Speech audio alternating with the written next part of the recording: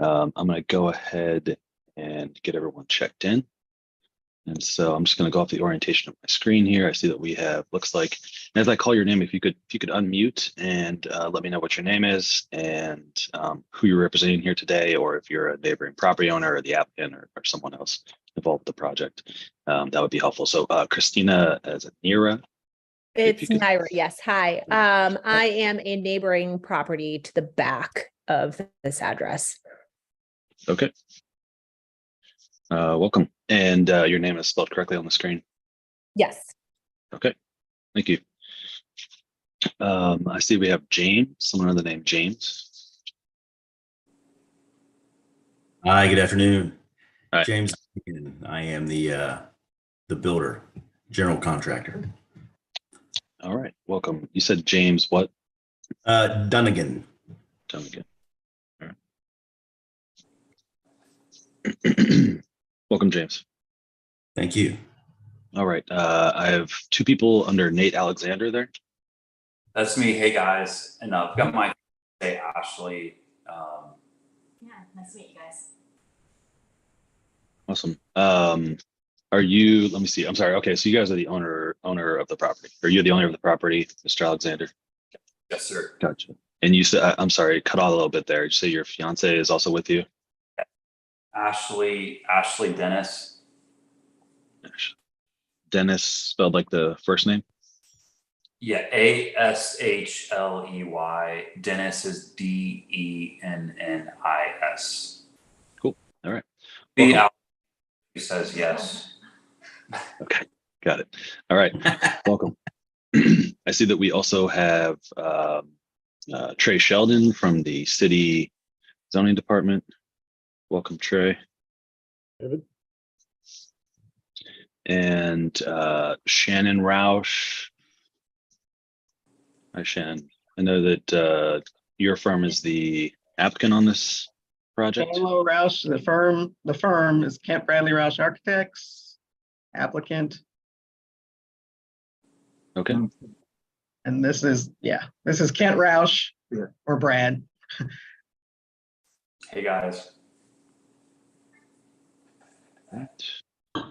Welcome to each of you. I see that we have a Brittany Walker. P-O-H-L-M-A-N.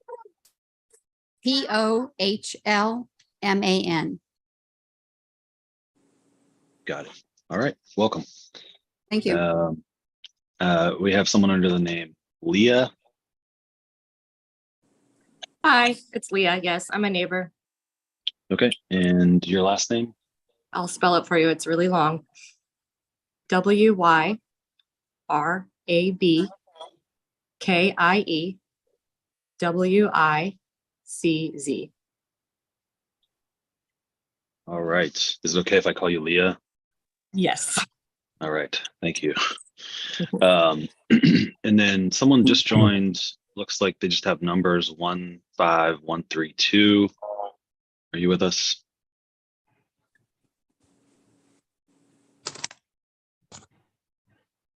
Anyone on the 15132 account? Yes, Okay. Could I have your name, please? it's Michael Hauser, H-A-U-S-E-R. Okay. And who are you representing here today? Or are you a neighboring property owner? I am a neighbor and property owner, yes. Okay. Welcome.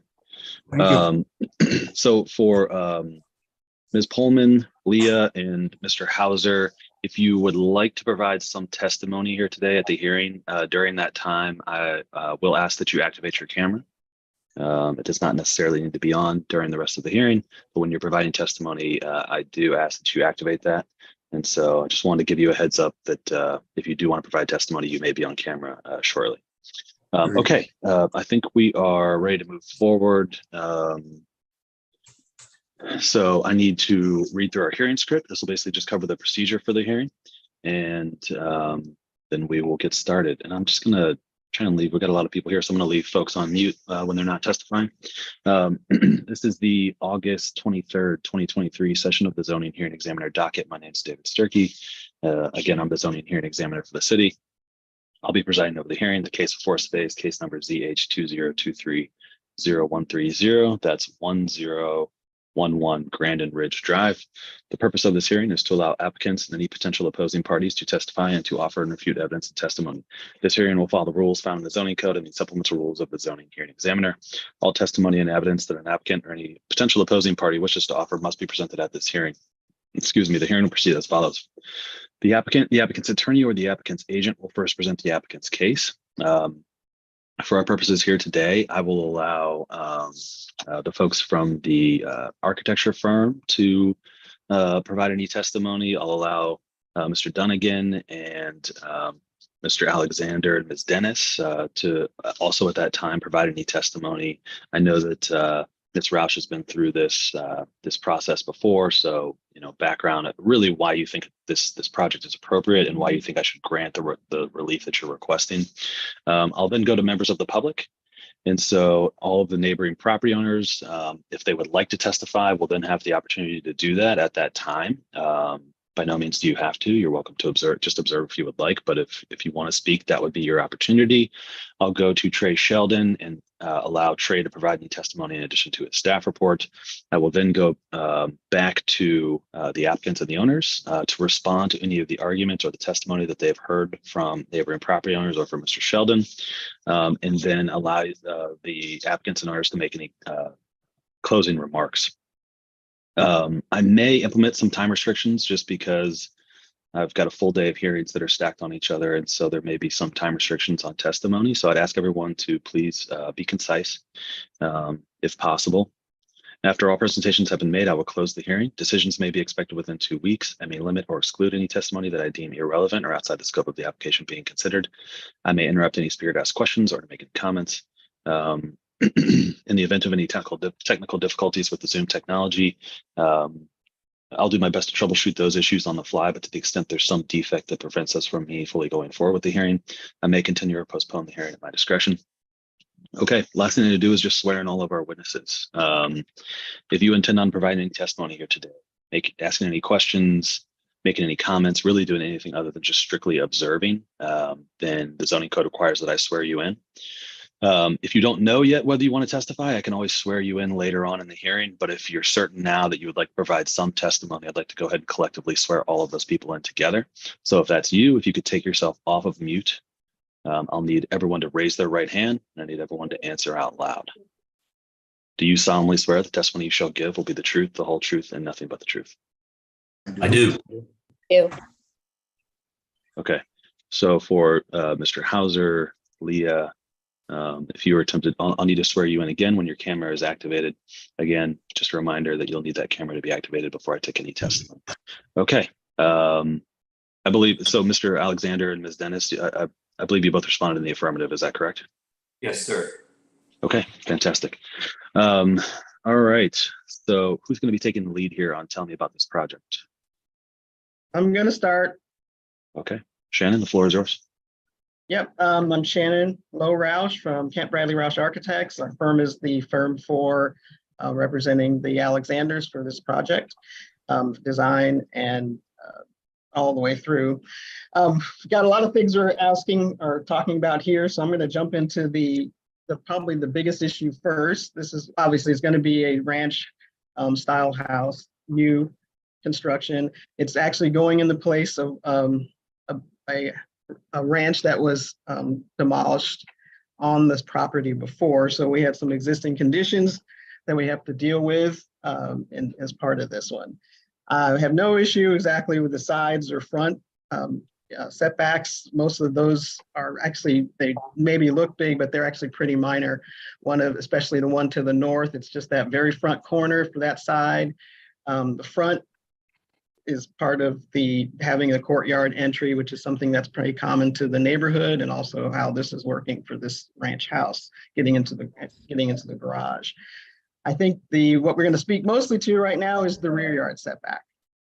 The rear yard setback, is being, I think, negatively impacted by the fact that these 3 lots in a row, being in the hillside district, that we have to take the average of the neighboring properties.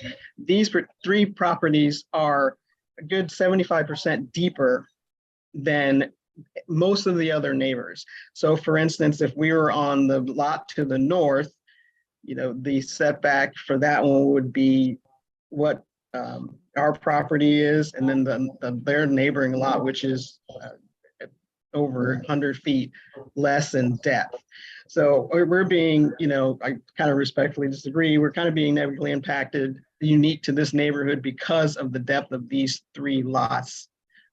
Ours in the middle and the 2 subject on either side. Ms. That's Roush, the first thing. let Also- me, Ms. Roush, if I could just, I'm very sorry to interrupt you. I think it might be No, it's great. worthwhile because we do have we have 6 different areas of relief that are being requested. And I think it might help just facilitate the discussion here as we go along. If I just sort of level set right here and let everyone know exactly what's being requested. So Okay. I think we all understand that the owners are requesting to construct a new single family home on the property. Then in order to do that with the proposed design, they are going to need zoning relief or a zoning variance or exception. In this case, it's hillside relief from several different pieces of the design. One of those is that the design exceeds the front yard setback. One of them is that it exceeds the left side yard setback, the right side yard setback, the rear yard setback, the maximum retaining wall height, and the cumulative excavation and fill requirements. So this proposed design exceeds each of those, and I just wanted to make that clear for everyone. So what the owners and Ms. Roush are asking me to do is to grant an exception to those requirements to allow them to design the structure as is. So Ms. Roush, thank you for letting me just make that clear. Please go ahead. Oh, okay. Would you like to address each one of those? But I think as far as well, let's talk first about front, really quickly about front, sides, and fronts and sides. This proposed design, again, it being the hillside district, we're needing to do an average of the properties on either side of us. The proposed design is a ranch design, and even in the width, will be consistent with houses that are in the neighborhood, so it will not disrupt the houses in the neighborhood. Also, based on this design, it was done in order to, in many ways, to negotiate the slope also from the north to the south on the property, and to help work with mitigating water flow from the north to the south, which is quite a problem. It was quite a problem with the existing house, and James is going to speak to that a little later. With that said, the width is not something that's absolutely, greatly larger than other properties in the neighborhood with this ranch. And I want to point out that for instance, on the north side, which is the right side, the violation will be believed to be pretty minimal, is less than a foot, and it only occurs at the very front corner of the study for about 1.5 feet, maybe 2 feet. On the left side, the violation is around 8 feet on that side. A good deal of that is being impacted by the fact that to the south, where the house is built, and it was done in 1989, is in the flattest part of that lot. So it actually is a good deal right justified. So the left side setback is being negatively impacted by the fact that they are good. The property to the south, which is 1007, has an unusually large left side setback. Left side, front. Part of this design, we pulled it to the front to make sure that we were not negatively impacting the rear, to the rear, any slope in the rear, trying to stay at the top of that. Also, part of that is due to the courtyard garage as part of the design. And James is also going to speak to the issue with having, and James and Brad are going to speak to the issue of having the garage on the first floor. And what what that ranch is doing as far as mitigating water, the flow of water across that property. Speaking to the rear, again, I might start back just really quickly. I think this project is being the rear yard setback, even though the house is built at the brow of the hill, was designed not to go over the brow of the hill. The rear yard setback is being impacted by the fact that us and the two properties on either side, these three are unique in this neighborhood because of their depth. Again, they're over 75% deeper than most of the other lots in the neighborhood for whatever reason, which is nice. However, again, if we were the project to the north, we have the advantage of all those houses being, the lots being not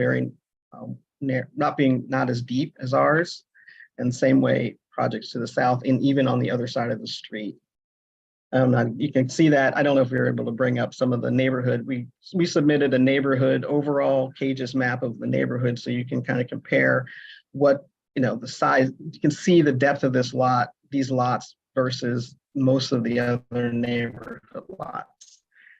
I think also, that's cool. Yeah, that's one. Yeah, can you see this? Is this what you're referring to? Yeah, that's what I'm referring to. I think get a little bit bigger, but okay. Did you want to reference any particular lot? That's actually well, actually, all the project, all the lots to the, I guess, to the right, 1019, 1023, 1027. You can see the difference in those lots as far as the depth compared to what these three are, and especially 1007. It's sort of like a pie shape, so it goes even more unusually deep, right, along the north property line.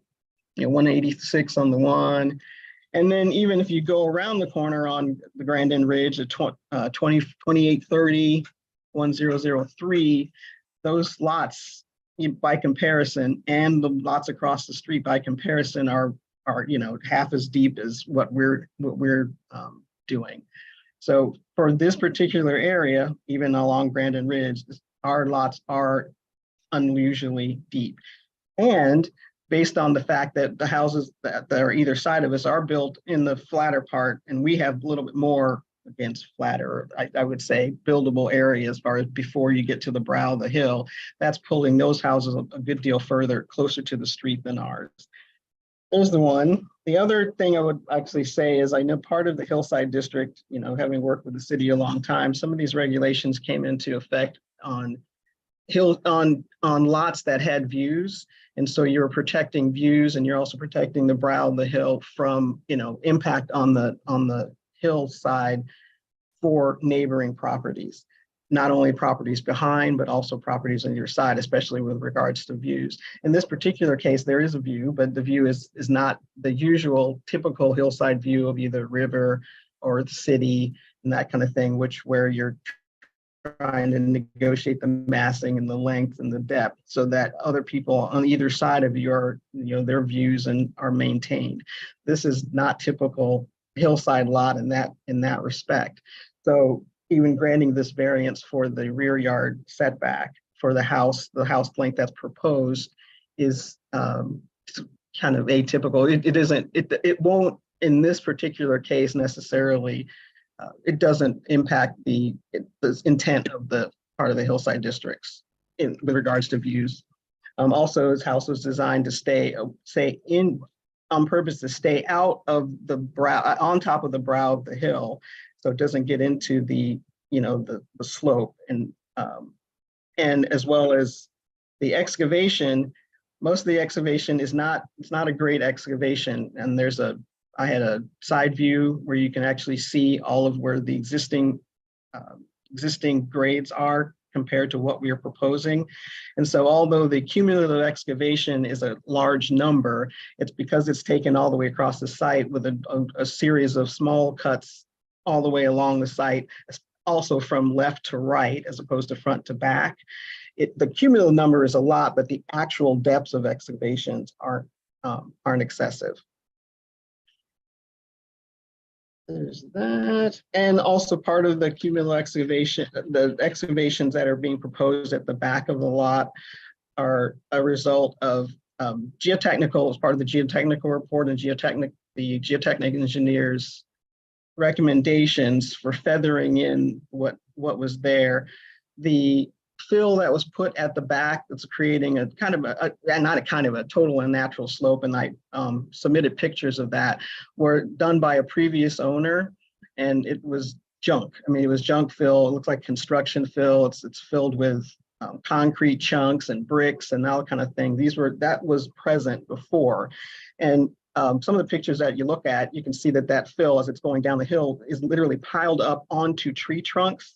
And so the geotechnical engineer, two things. One, to gentle out that slope, get that crap fill, garbage fill, back to a normal slope to stabilize the hill, and also get it off of tree trunk. So part of my, and this one is a little bit respectfully disagree that it looks like it's an extensive grading at the back of the lot, but it's mostly to to preserve trees, because right now those trees are being, that fill was put on top of trees, the trunks of trees, and it's actually negatively impacting those as they are now.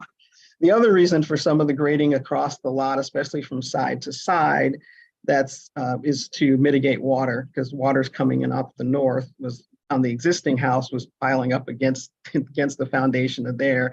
So we're actually proposing creating swales on the north and the south side to handle the water and redirect it around, which was not properly done before. So this project, the cumulative fill, is also being impacted by the fact that we're actually trying to make the situation with water mitigation better.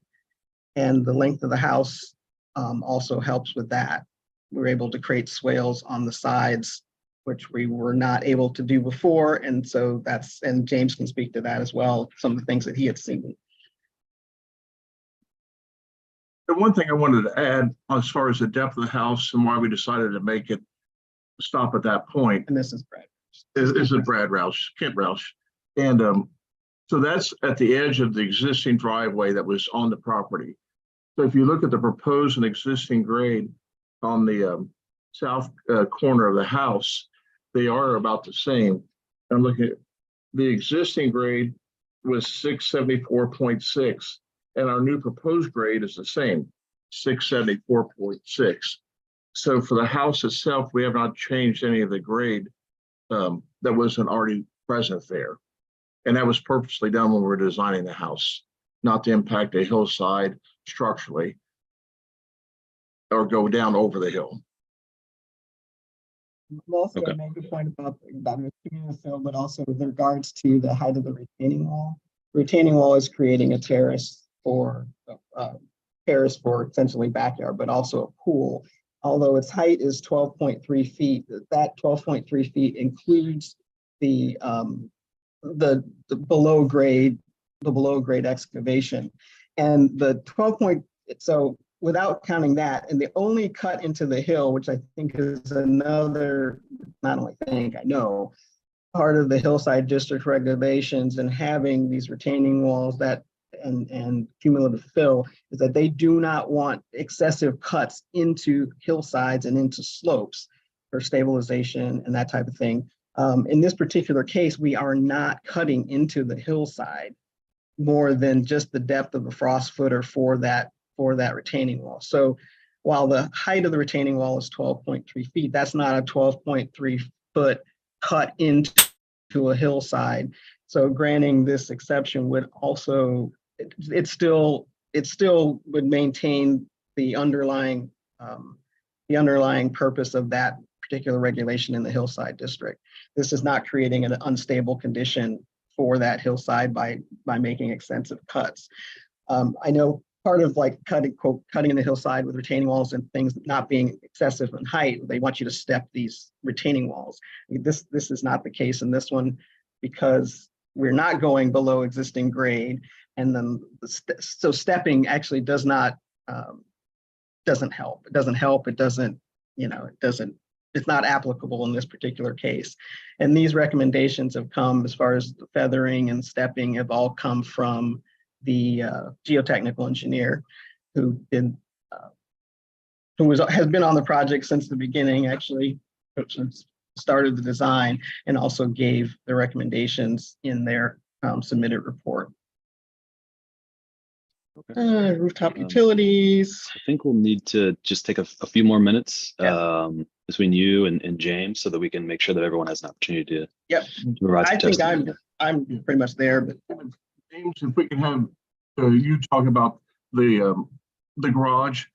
Our preference as far as design is to have the garage on the first floor level, but there's other reasons for water mitigation and controlling the water away from the south neighbor, that the garage and if you can speak to that, that would help too, because you were there when they were doing all the test borings and found the water and all that. So James. Yes, hi. Yeah, so, with the home that we had demolished, the proposed structure, our whole intention obviously was to try to use it as an anchoring structure. There is a significant amount of water that comes off that uphill side. I believe we're referring to that as the north side, as it moves downhill across the properties. It is a significant amount of water. And the home that was demolished, that was torn down because that water had destabilized that structure. And I'm not, I know if I'm not mistaken, I don't recall, was the structure built in 89 or was it 69? I can't remember the actual year, but it had done significant damage to the property. So we do know that we have downhill runoff that affects that lower neighbor. The slope of that hill, we do have the ravine in the back, but the water obviously wants to go that way. But a great portion of it travels across the property downhill through the yards. So our purpose was to kind of use the house, basically do an overlarge footer, do a thicker wall on that side of the house. And of course, do the necessary rebar and reinforcement to use it almost like a retaining structure. We hope to capture a great deal of that water moving sideways, and we can redirect it. We were hoping to do like an oversized foundation drain, doubling up on that, thicker wall, thicker footer, J-bar and the rebar. And that lets us control that water and lets us direct it, as the city would like us, which would be down that ravine in the back, which is where it's supposed to go. It would positively impact the neighbor on the lower side significantly, because I know she does have issues, has always had issues. And sadly, that's just an effect of being on a downhill. The person on the lowest end gets the most water, and every house in sequence from the top struggles with that. The garage also water. Obviously, we don't want to try to dig lower. So lower is not our friend. We want to, as Brad spoke to, we try to stay within the same elevations. And obviously that lets us mitigate issues of groundwater or, and when we did test holes with the geotechnical engineer, it was amazing how water, we had wells, rainwater, it wouldn't take a whole lot of rain and they would collect. So, it is a significant amount of water. And that was the purpose in the design, to use the house as a mitigating structure or damming structure, shall we say, to gather and collect uphill water, and then let us move it to the ravine without, trying to assist gravity. The garage was put where it was so that we don't have to deal with a lower excavation, therefore having more water to have to deal with. So that was the purpose in the design. And that's why it encompasses the parameters on the lot that it does, is because we want to control that water on that property and not let it, obviously there'll be ground swales and everything we have to do. But the structure, given the old structure, that existing foundation we demolished, it did not handle the water. It completely destroyed that foundation, which is why it was torn down. So we want to avoid that in the future. Okay. I'd like to add one more thing, James. If Sure, we look at just very briefly. if we look at the site plan, the garage that projects out to the front, it is all regraded. So that surface water that's coming down the hill does get direct out towards the street and not towards the neighbor to the south like it did before with the old driveway and all that. Right. It's true. So Yeah. And if the neighbor, the neighbor probably doesn't have that site plan, but the whole garage sticks just out in front of her house. And it Yeah. pushes all the water away from her house to the front as well. Yeah. Yeah. Go ahead. Sorry. First off, thank you everyone for the time, and I do want to add just a few points. Thank you so much, Shannon, Brad, James. The neighbors have been amazing. This has been a project. I love to restore projects and make them, and it was devastating, the water that damaged. A lot of the reasons for the depth of the property is there's also a major water issue, like a spring per se. Our geotech, we did tests and they fill up rather quickly. And out of respect for the neighbor on the left, she's been so sweet. Everything's going downhill from right to left if you're facing the property, so north to south. We built the entire property out of consideration, out of both neighbors, really deterring the water to off the property. We've almost doubled the side of that foundation. And the reason the ranch for spread is we're also restrictions for height. Modern day homes from grade, 10 foot, 12 foot ceilings, to try to get the design. There's so much work that Brad, Shannon, James have put in this, all of us meeting with the experts. The biggest point I'd like to say is this property is very much a pizza slice, and we're the very end of the hillside, and it was just so tough to get this done. As the homeowners, we're coming into this is on a bank loan and things getting done with a deadline, trying to have that. Awesome restrictions for us, making this we're both very into the environment, saving those trees, a lot of the damage that was done from the prior build. We're also making this a eco-friendly LEED certified house, which I know we're en route. So that's kind of the issues that we have, but we've taken all these items into consideration, but water is the number one. And if you look at the right side of the house, you're facing the north side, that entire house is built as a retaining wall to really help the house on the left, which is the south side. The last item, and this kind of broke our hearts to tear down that home, was the south side neighbor is getting the blunt of the entire street. The inspector called me personally, and his name's slipping my mind, but it's documented. He wanted this house to be provisioned so that we could deter water off of her property. I did make her aware of this about a month ago and copied James on this, but just wanted to let that know, if you're looking down on the map, there's such a small portion we can do this, and there's so many different angles that are going against, because it's kind of in that forest, the view of the property surrounded by trees. So we said, hey, let's take the water down that hill. If I'm missing any points, I just wanted to appreciate everyone's time and consideration today. Yes. Okay. Okay. I'm going to move on to public comment. I know that we had Leah and Mr. Hauser that both wanted, I believe, to provide some public comment. Now would be the time if you'd activate your camera. Did Miss Nira, were you just observing today? Yeah, okay. Yeah, Miss Walker, you have your hand raised. If you could unmute and activate your camera, please. Here we go. Start camera. All right. Are we on? No, it's all black. Oops, hold on. Okay, use video. Sorry. Okay. I would encourage Leah and Mr. Hauser, if you are, please activate your camera as soon as possible so that we can keep this moving. I don't know. Are we good? Okay. Okay. Yeah, I'll need whoever is that Brittany Jody. Walker? No, it's Jody Pullman. Okay.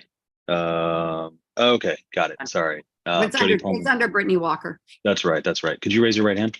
Do you solemnly swear the testimony you shall give will be the truth, the whole truth, and nothing but the truth? I do. Okay. What would you like to tell me? I actually am the home that is at the bottom of the hill of all this, 2830 Grandin Road. So I guess my question is, when all the water is being diverted by the build, where is it going towards the street, or is it going down the hill into the storm drain water area that goes then out to the storm drain on Grandin in the lower level. Because if it's going towards the back down the hill, that is a lot of water that's going to come through the storm drain next to our house, which will have a flood. So that I'm just questioning, where is the water really being diverted? Would the owner or applicant like to briefly respond to that briefly? If I could take that one. Go for it.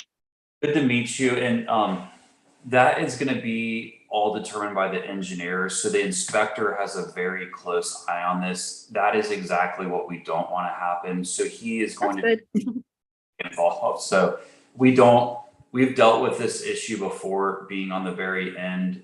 And just with that being said, the good thing is our old plumbing system actually had failed. That's one of the reasons we tore this down. So there's actually like different things. The city of Cincinnati is unique with storm and sanitary combined. So there's something called backflow preventers for homes that we're going to be adding, but also the swale was something that the inspector will not allow.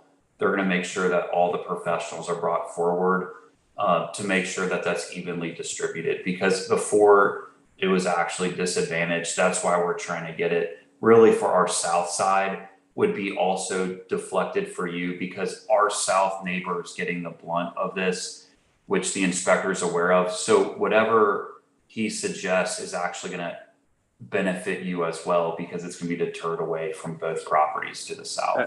I have a quick follow-up on that, Mr. Alexander. So it sounds like one of the major, if not the only justification for the expanded size and scale of this property is to help manage the water. We did Is not. that right? 100% correct. We did not. So my follow-up to that would be, how could that be the case, but you don't know where the water is going to end up? Failed. So No. James, you kind of, Brad. Yeah. Actually, I'm going to let Shannon, because she knows the terms better. But where the roof, the surface water that we're talking about, and to Shannon. Surface water actually that goes into the drains that has to go by city stormwater, and it's called out. That has to go to the storm drainage system. Most of that will be at the street. Some of it will, then the rest would be directed to into the natural water course, which is that ravine. So go ahead. No, you're fine. The majority of the water goes to I'm sorry, I'm having trouble hearing you, Brad. the majority of it goes to the storm sewer system to the front of the house. And if we look at the size of our house, whether, I know everybody's saying it's large, the solid surface isn't that much more than what was there before, because there was already existing driveway, the house, an existing paved terrace, and a front driveway that cut across the front of the property. So as far as impermeable surface, we haven't added that much to what's there. And the areas we have added, majority of that goes to the front of the street anyway. Okay. So there is a plan for the direction of the wastewater and how it will be collected. Yeah, and I would also be happy to recommend, as far as the permit process and all that, that we have issues on other projects in the Hyde Park in that area, that we'd all be willing to meet with the stormwater community and all that with the city too, to make sure everybody's happy before the construction starts. One last thing though, too, as far as not knowing how it's going, on the site plan, there actually is it shows how the footer drains go to a catch basin. It's on, I guess, if you look from McGill Smith Punchin, showing, you know, where the downspouts are being picked up and how they're running to the street. Most of them are running to the street because they have to. They kind of have to. So between those two things, essentially, I guess to answer the question to Ms. Bowman, that the water is being directed to the street. A majority of it's being directed to the street. Okay, thank you. Ms. Pullman, did you have any other questions or any other comments? No, just that's my main concern. We've when the previous house was there, we had a lot of water coming down. Our pool was very muddy many times during the summer. So just a little concerned when you start moving dirt around up at the top of a hill and possibly adding more water to the small little creek that becomes a major river whenever there is any kind of a hard rain, since all the water from Alpine, Walsh, everybody comes all down there and ends up at the back of my backyard. So as long as it's, you know, everybody is aware of the problem, and that hopefully we are not increasing the water that would be coming down that hill, then that answers my questions. But I'm very concerned with that being a added problem. Okay. Thank you. I'm sorry, I do have to move on, Mr. Alexander. You will have so the applicants and owners will have a chance to respond to anything that's been said.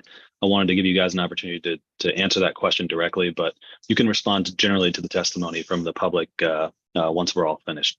Going to give Leah and Mr. Hauser one more opportunity to activate their cameras and provide some testimony here today. Okay, I'll say this. I did receive some emails today at the very last minute, both of one from Leah, who's with us here today, and one from another neighboring property owner that expressed concerns generally, I believe, with the scale of the project. Leah mentioned specifically that the depth is 2.4 times larger, and that the size of the home is out of context for the neighborhood, and that she's concerned about the giant retaining wall.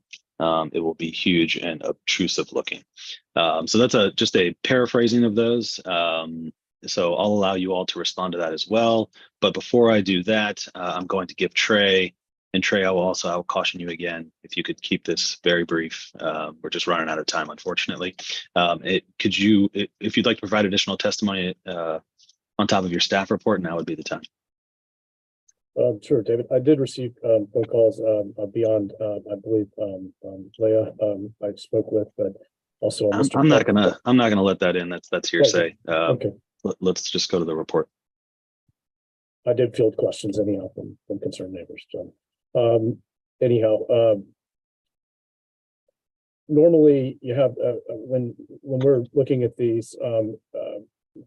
I realize that it's under the hillside standards and not a hardship test, but we're generally you're looking for something kind of unique about the subject property in relation to the properties on either side, that perhaps they skew the setback requirements, for example. So if, for example, the subject property were a smaller property, such as some of the ones nearby, and the ones on either side were very deep, much deeper than it, twice the size or something, then that would be a basis for us looking at it and saying, hey, this is really skewing the numbers unreasonably. But here, they're all three equally deep lots. I do want to point out that there are other deep lots like that in the neighborhood as you go to, especially to the northwest of there. And there are some larger lots like that. My other comment, this is why on my staff report, I recommended denial of the depth of depth of the rear yard setback relief, because it is a substantial request. And I don't see how the neighboring properties have skewed that. The neighboring property to the north, I believe, is about 30 or so feet deeper rear setback. So by the time you add that to the rear yard setback for 1007 and divide by 2, you're talking about 15 feet of difference rather than the 90 that is being requested.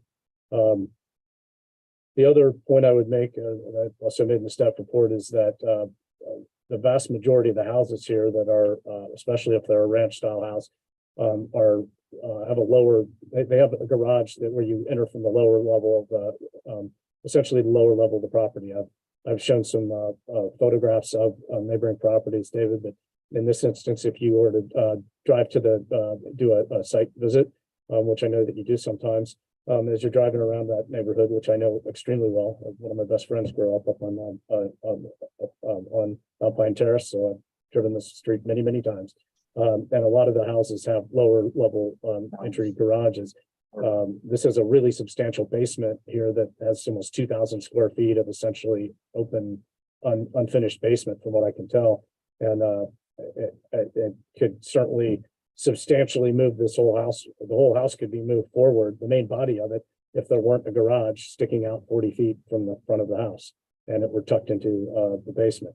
Also, bringing the house forward would help mitigate the issues that I've had with the large substantial retaining wall in the back and the pool, which are all having to be built back further because they have to be behind the house. So the whole thing, we're able to move 30 or 40 feet forward.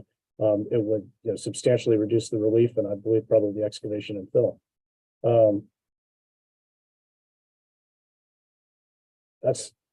That's it. Primarily, my last question, I suppose, is I understand that they're trying to combat water issues here, but I have a hard time understanding. I've reviewed thousands of permits in my time with the city, and I'm not understanding how having such an expansive impermeable footprint, which includes the roof area of the house, extensive roof area of the house, and the impermeable terrace around the pool and the automobile court also in front, in addition to the driveway. So it's not just a driveway going to a garage, it's a big auto court to the side of the house. And I'm not understanding how having such a vast impermeable area is going to somehow help water runoff. I can't, that's hard to fathom that. Okay. Thank you, Trey. I appreciate your testimony and I appreciate your work on this application and on the staff report. I am going to now turn it back over to the applicants and the owners to respond to anything they've heard from either Trey or Ms. Pullman. But I am going to direct one question as well. As I share my screen again, I think Trey brought up a good point. And the average, the setback, the rear setback in this case, is calculated by averaging the setbacks of the abutting properties. And while Ms. Roush, you did correctly point out that some of these other properties have much smaller rear setbacks, the two abutting properties looks like they have much larger rear setbacks, and so that wouldn't necessarily be something that would handicap or be a detriment to a large setback for this property. So could you respond to that, and then again, anything else you'd like to respond to that was mentioned from the public or from Trey? And we have about 10 minutes. Just yeah. So hurry it up. Yeah. Well, part of what I was also speaking with was that the property to the south, their buildable area for that house, and that's why part of the reason that house is where it is much closer to the front. In other words, the slope on that lot starts much closer to the street than where ours starts, including, and then the same with the property to the north. Yeah. The buildable area of that lot is, that one's a little bit different, but it's as well as deep. So the position of the house to the south is being forced by what their lot is compared to what our lot is. I mean, the slope on our lot, if you look at what the grades are, there's much more area. I guess more of the slope, honestly, a lot of the slope is from side to side. Hers is more for the lower is from front, but more a little bit from front to back. So our setback is being impacted by where that house is naturally would be. I understand why it's put where it is. Go ahead. And this is just more of an opinion, but the intent, I always thought of the rear yard setback as by being an average of the neighbors was for view, for protection of the downward side properties. But I have a buildable site here where I'm not going down over the hill. I don't have to do anything special structurally to have the house built where it's at. And the only thing I have that's telling me I can't go that far back is two really deep lots on either side. and the position of those houses. So that's the only thing I struggle with as the architect. I know what the rules say and all that, but the intent for the rear yard setback, I don't think was to mitigate not using half the property that's buildable. On the water issue, as far as the courtyard, the house before, there were essentially waters coming down from the north, skirting across the driveway that sloped down to the back and around the house. There was nothing really to the front that was mitigating water coming down to where their driveway was. There was actually two driveways. One came off the street, or two came off the street. One came off the street and then one went on and around. All that water was really following the natural slope of the slope and where those existing driveways were. So what we're doing now is with the courtyard, water that's coming down from that top slope will be caught in that courtyard. It has drains designed into it that will then take that water to the street. So, and then the rest of it is being had by the house. So in this particular case with the design, the courtyard design, that courtyard is acting much like in commercial parking lots. That's catching the water, holding it, bringing it down under, and then directing it out, where before it was just sheeting across the property, sheeting to the back of the property onto driveways that were literally just asphalt. There was no drains in them. There was nothing. So it was, go ahead. Sorry. Quickly. I'll go very quick, you guys. Thank you, Shannon. Two things. This used to have a circular asphalt that collected all of that water, went straight to the ravine. I do want to bring up that point because it's water going to the south, just natural gravity. So this has been engineered with the inspector close. One point I know that was pretty significant was that large retaining wall. It's not as high as it appears. A lot of that's the foundation retaining wall. So we're keeping that as low profile as possible because a lot of that junk fill that Shannon had expressed, but we had probably more asphalt in that original design because it circulated the entire property. Water was going, Brad, if you remember when we looked at it, we tried so hard to salvage this. So one thing I'd like to say is very thankful for the neighbors, contending with what we've had to, and we've had every engineer kind of scratching our head since the beginning. I mean, it was a pool in the backyard with that water going over the asphalt. And one point I do want to make is I actually wanted the garage in the basement.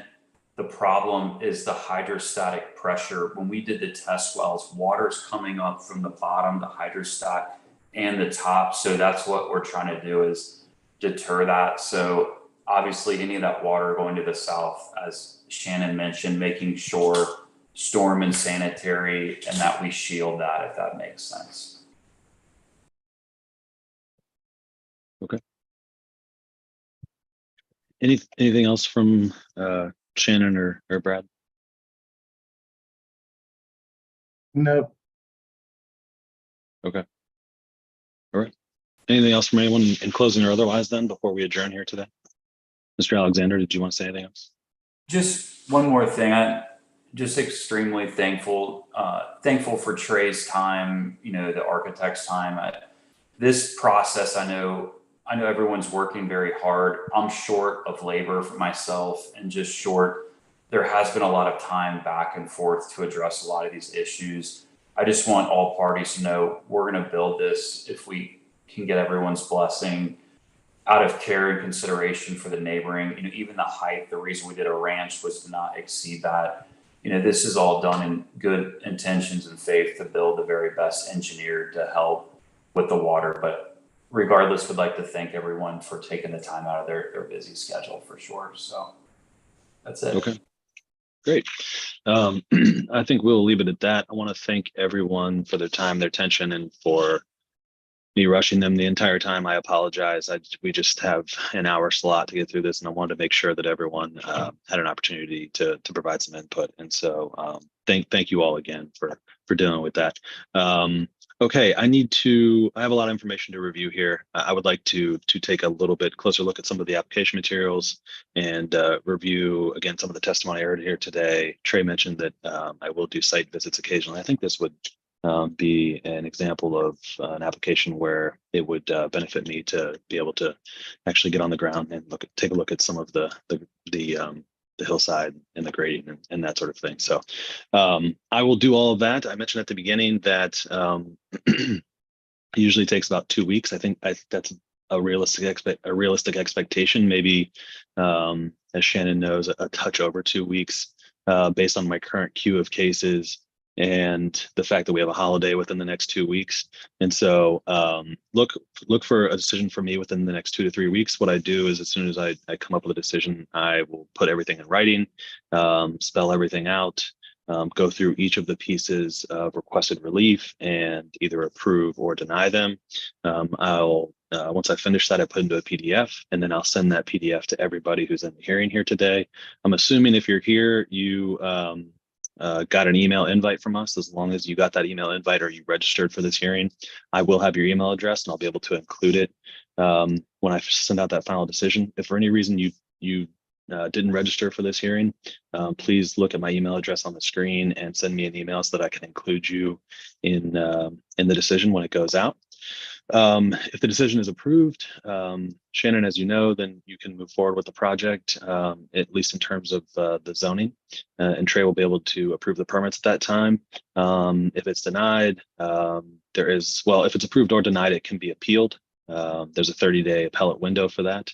And so if anyone would like to appeal the decision after they receive it, you can contact our office within 30 days and we will tell you how to do that. I think that's it. Any questions, process or procedure wise at this point? One question I had, I'm sorry, I'll make this quick. I'm a talker.